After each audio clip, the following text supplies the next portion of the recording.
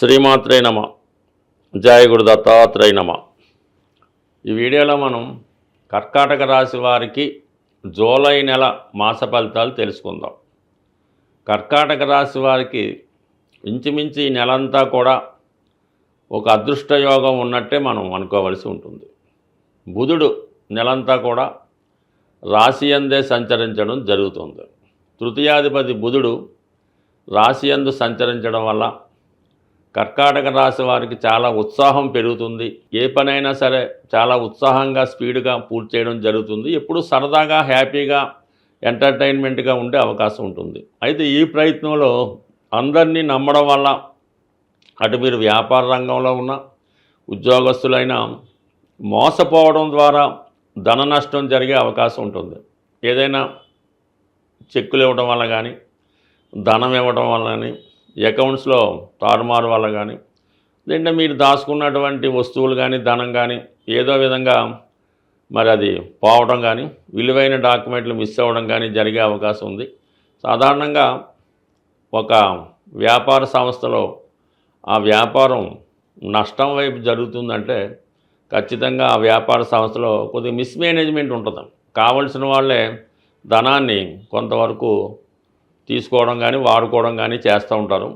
మొగమాటం కొద్దీ కర్కాటక రాశి వారు వాళ్ళని ఏమీ అనలేకపోవడం వలన నెమ్మదిగా చాప కింద నీళ్ళగా వాళ్ళ వ్యాపారం క్లోజ్ అవ్వడం జరుగుతూ ఉంటుంది. మరి ఈ సందర్భంలో అటువంటి మీ యొక్క వ్యాపారంలో కానీ, మీ యొక్క సంస్థలో కానీ, వ్యక్తిగతంగా మీ ఇంట్లో కానీ జరగవచ్చు. కాబట్టి కొద్దిగా జాగ్రత్త పడడం అనేది మంచిది. అంటే ఇప్పుడు ఏమీ పెద్ద కనబడదు, దాని యొక్క ప్రభావం ముందు తెలుస్తూ ఉంటుంది. అది ఒకటి గమనించడం మంచిది.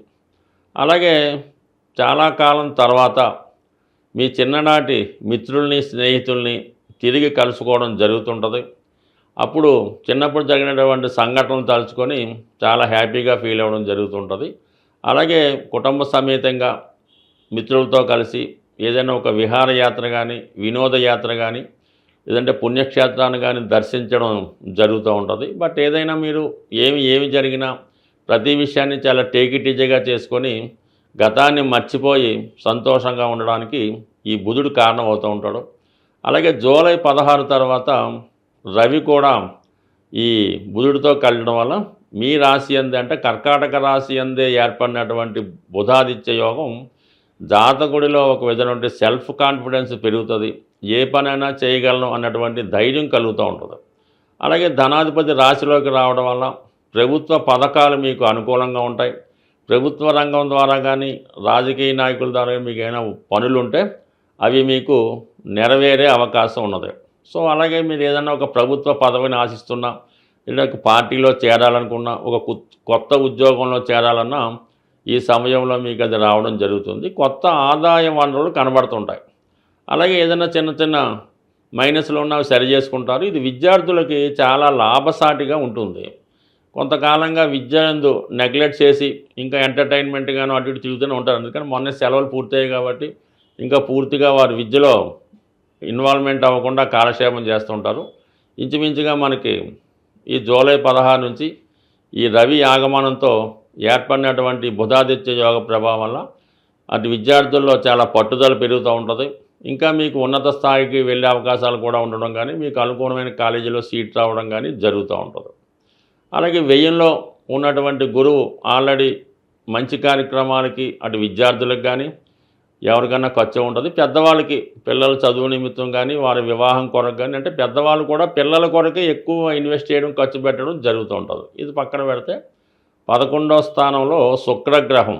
ఇది చాలా వరకు జాతకుడికి సమయానుకూలంగా స్త్రీల నుండి సహకారం లభిస్తూ ఉంటుంది. మళ్ళీ ఇక్కడ స్త్రీలంటే వేరే అర్థం కాకుండా అక్కగారు, వదినగారు, తల్లిగారు, అత్తగారు వారి ద్వారా సహకారం లభిస్తూ ఉంటుంది.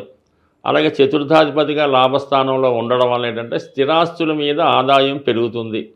అలాగే మీకు ఏదైనా ఒక ఫంక్షన్లో కానీ, ఒక వేడుకలో కానీ కొత్త మిత్రులు పరిచయం అవుతారు. వారి యొక్క సహకారంతో కొన్ని కొత్త విషయాలు తెలుసుకుంటారు. మీ యొక్క వ్యాపార అభివృద్ధి కానీ, విద్యాభివృద్ధి కానీ వారు చాలా వరకు సహకరించే అవకాశం ఉంది. అలాగే ఇది మెడికల్ రంగంలో ఉన్న వాళ్ళకి చాలా అనుకూలంగా ఉంటుంది. అటు కర్కాటక రాశి కూడా మెడికల్ సంబంధించింది.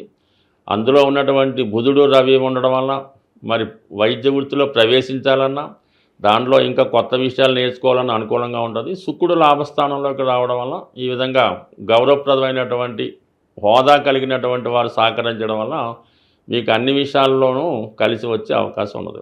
ఇక ధనస్థానంలో కుజగ్రహ సంచారం ఆల్రెడీ కేతువుతో కలిసి ఉండడం వల్ల కొన్ని కుటుంబపరమైనటువంటి సమస్యలు వచ్చే అవకాశం ఉంది.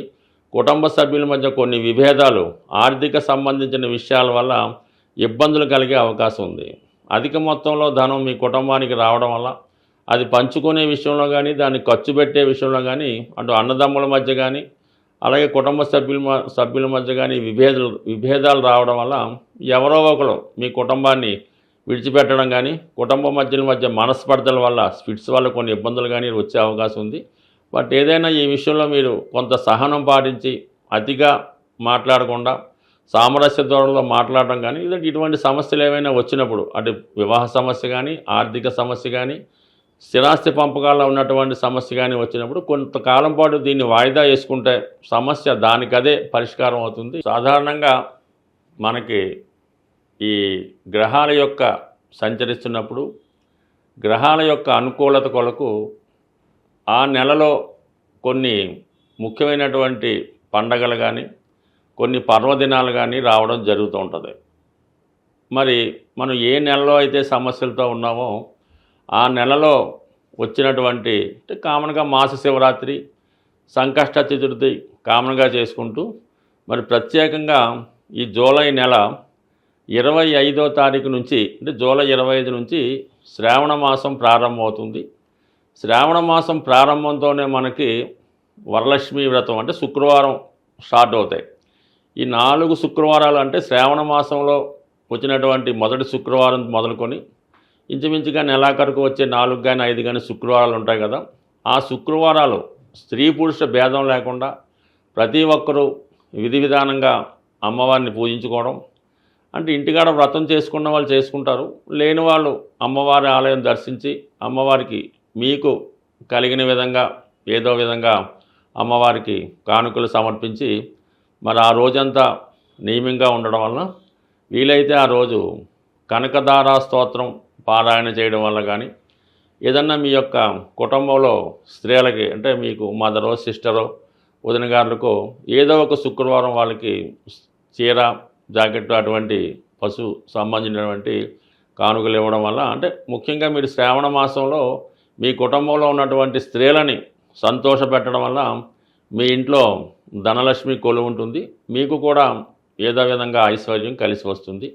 అలాగే ఇది మొత్తం నెలంతా కూడా ఆషాఢ మాసం ఉంటుంది కాబట్టి ఈ ఆషాఢ మాసంలో కూడా ఇది అమ్మవార్లకి ఇష్టమైన రోజు కాబట్టి, అలాగే వారాహి నవరాత్రులు కూడా ఇదే సమయంలో అటు ఇటుగా జరుగుతుంటాయి. వీటన్నిటిలో మీరు మీ గ్రామ దేవత ఎవరైతే ఉంటారో, మీ కులదేవత ఎవరైతే ఉంటారో ఆ దేవాలయాన్ని దర్శించి అమ్మవారికి ఒడిబియ్యం సమర్పించడం వల్ల ఏదైనా మనం ఈ లక్ష్మీ స్వరూపాలైనటువంటి అమ్మవారిని పూజించుకోవడం వల్లకి అనువైనటువంటి రోజులు ఈ శ్రావణ మాసం అలాగే ఆషాఢ మాసం. అందువల్ల కంపల్సరీగా మీ గ్రామ దేవతను సందర్శించుకొని ఆ అమ్మవారి యొక్క ఆశీస్సులు పొందడం వల్ల ఆర్థిక పరంగా చాలా సక్సెస్ పొందడం జరుగుతూ ఉంటుంది. అలాగే వీలైతే ఈ నెలలో ఏదో ఒక సోమవారం కానీ ఏ రోజన్నా పర్లేదు శివాలయంలో మారేడు దళాలతో శివుణ్ణి అభిషేకం చేయడం వల్ల మీకు ఎటువంటి ఆర్థికపరమైన సమస్య ఉన్నా తొలగిపోయే అవకాశం ఉంటుంది. స్వస్తి.